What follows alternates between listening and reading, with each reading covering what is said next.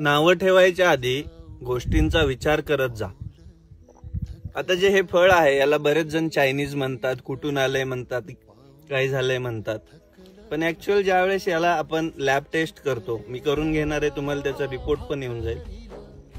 Lab taste करतो याच्यामध्ये सगळ्यात जास्त फायबरचं प्रमाण आहे, किवीपेक्षा जास्त चांगले घटक याच्यामध्ये आहेत आणि सगळ्यात इम्पॉर्टंट हे 100 रुपये किलोच्या वर विकतंय।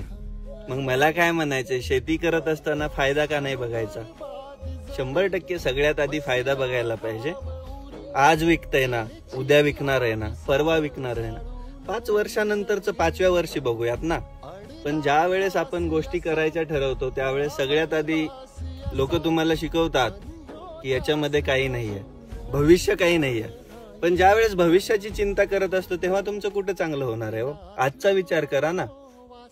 गोष्टी करायच्यात तर आजचा विचार करून करायचा। आज ड्रॅगन फ्रूट मी शेतामध्ये बसून खातोय, बाजारामध्ये विकतोय, 100 रुपये किलोच्या वरती विकतोय, एकरामध्ये 10 टन माल निघला, 10 लाख रुपये झाले, बस ना। ते कोणतंही फळ असो, कोणतंही पीक असो, घेणं देणं नाहीये, ते चीन वरून आलेलं असो किंवा जपान वरून आलेलं असो, ते इथं आपल्या इथं पिकलं पाहिजे, पिकल्या गेलं पाहिजे आणि त्याच्यातून चांगला भाव भेटल्यानंतर शेतकऱ्यांना शेती परवडली पाहिजे।